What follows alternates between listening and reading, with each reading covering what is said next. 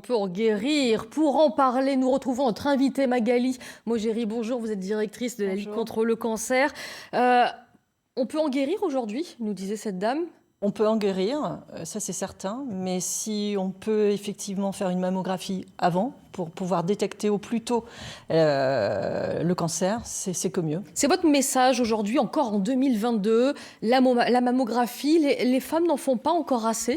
Il suffit de regarder les résultats de cette année, puisqu'on regarde le taux de participation au dépistage organisé est de 29,6% pour les Bouches-du-Rhône, ce qui est vraiment un chiffre catastrophique. Et en région PACA, on est à 36% de participation au dépistage, alors que l'année dernière, nous étions à 39%, à l'année d'avant, excusez-moi.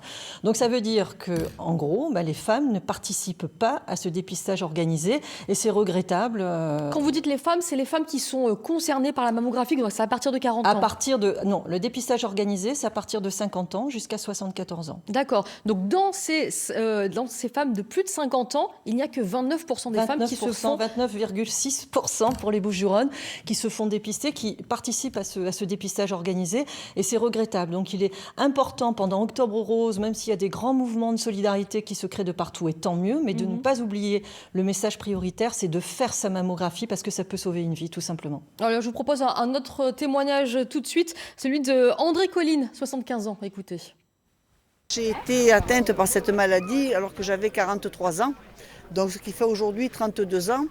Et les traitements n'étaient pas les mêmes, on n'avait pas les mêmes habitudes qu'aujourd'hui.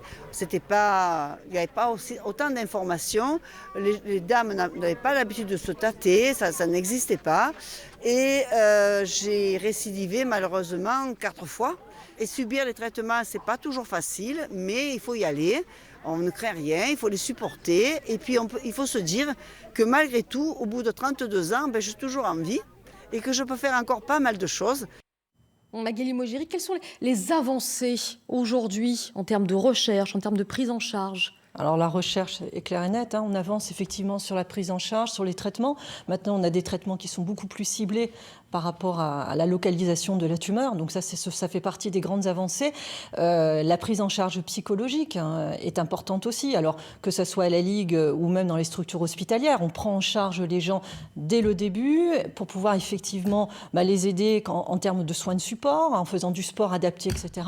Donc voilà, effectivement, on est encore dans des grandes avancées. Hélas, ce n'est pas encore fini, puisqu'il y a quand même toujours 12 000 femmes qui vont décéder du cancer par an. Et ça, c'est en France ? En France, donc c'est toujours dramatique. Il faut continuer à financer la recherche parce qu'elle reste prioritaire. C'est le premier cancer chez la femme. Voilà. Mais c'est vrai qu'il y a des avancées, mais on ne peut pas encore se permettre de baisser les bras.